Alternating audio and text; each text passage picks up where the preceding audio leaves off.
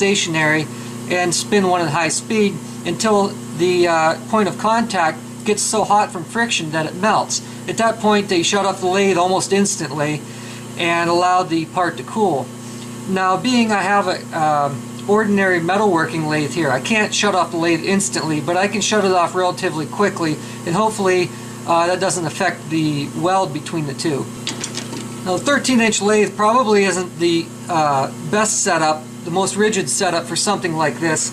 I have another lathe that's a lot bigger, but at the speeds I'm running, that lathe would be kind of terrifying. So I am just going to use this one. I'm going to set this up here.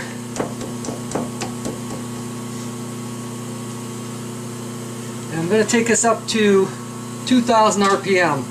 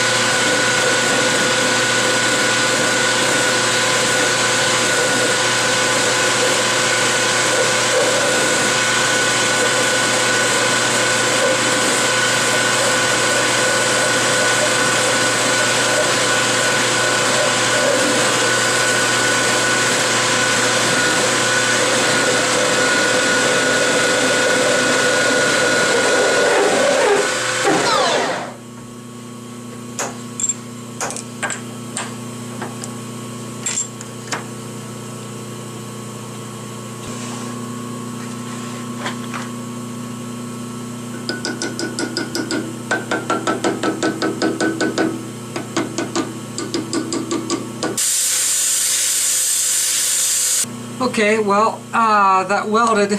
I don't know how strong it is. Not very strong. Okay, that that first attempt, I mean, it did bond a little bit, but it wasn't strong at all. I really can't stop this lathe real quick. I'm going to try a lower speed and a more rigid setup. I'm going to actually mount this other piece in the tool holder here. Hopefully I won't get the chattering that I got last time. So let's try that. The tricky part is going to be lining this thing up. I'm also going to run a lower speed in the chuck so I can shut the chuck off faster.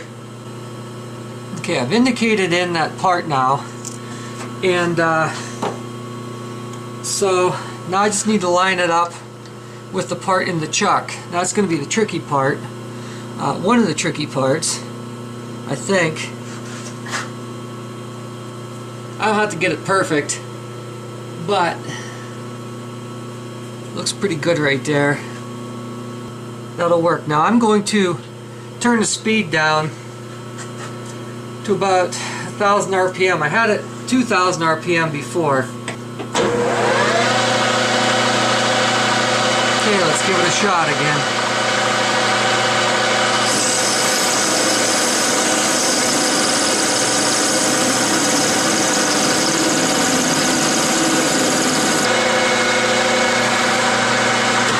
Okay, that's not getting hot. It's getting hot, but not hot enough. So I'm going to turn it back up to what it was.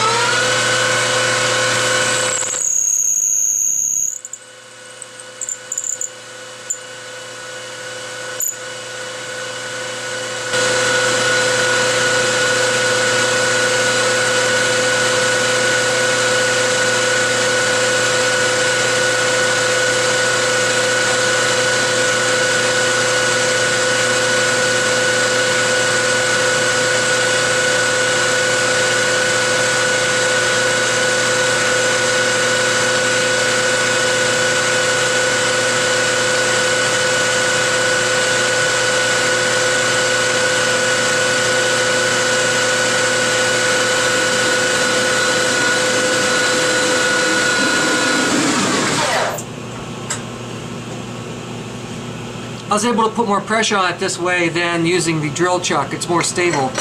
Let's loosen this up. Yeah, that got really hot really quick.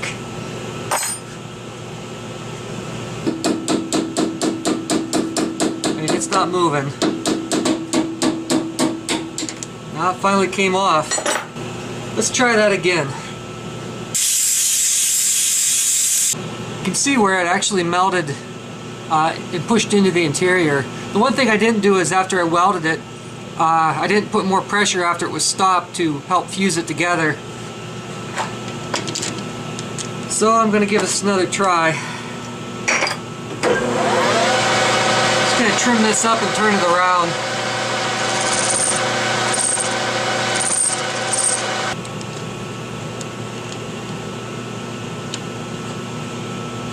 This time I'm going to put a counter bore in the end of the rod of the tube to give it a thinner cross section.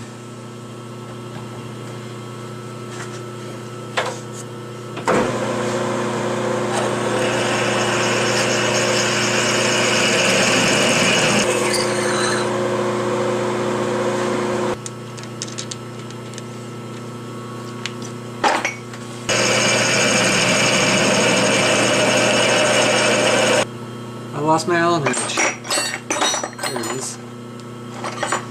I misstated before. This is not 4140. This is actually 4130. It's still chrome moly, but just a little bit lower carbon.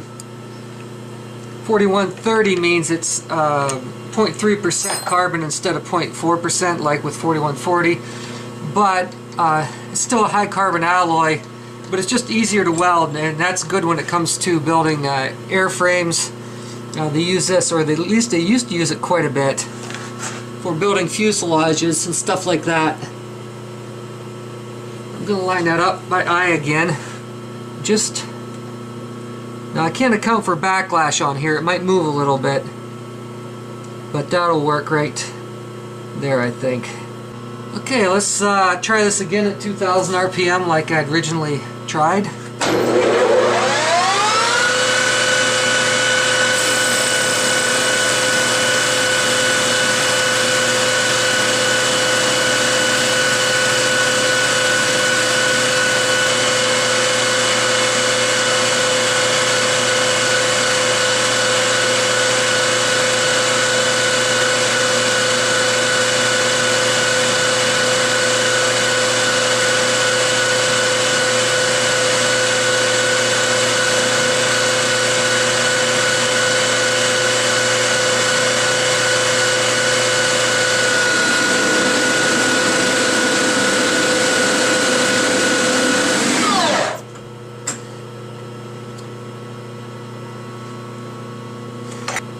That time I fed the material in pretty good.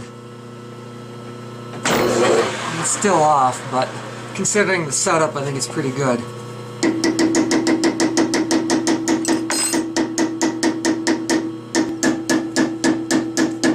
Yeah, that's welded on there pretty good, guys. I'm just gonna trim this off real quick here.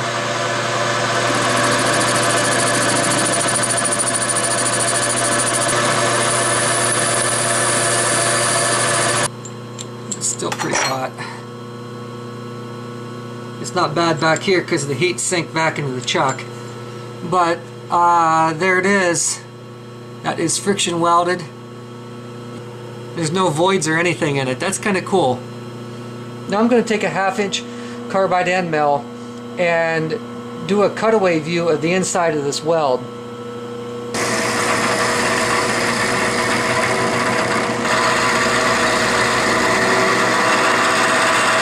Alright, here's the cutaway view of the same tube.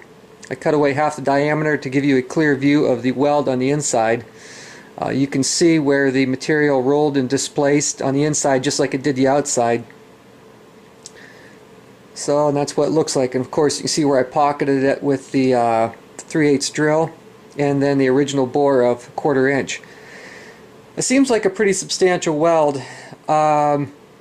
It withstood the cutting pressure with that end mill just fine, and being this is a heat affected zone right around the weld area, and this is a heat treatable steel, it got pretty hard here in the middle. I'm gonna guess maybe lower 50s Rockwell, being this is 4130. You can see where it's a little bit shinier there in the middle, and that's also an indication that the material heat treated and hardened. So anyway, I hope you guys find that interesting, and I can see all you guys now with engine lathes running out to your shop at midnight and trying this. So anyway, I thought it'd be kind of cool to show you guys this. Alright, give it a thumbs up if you would please, and subscribe to my channel, and I will be seeing you next video.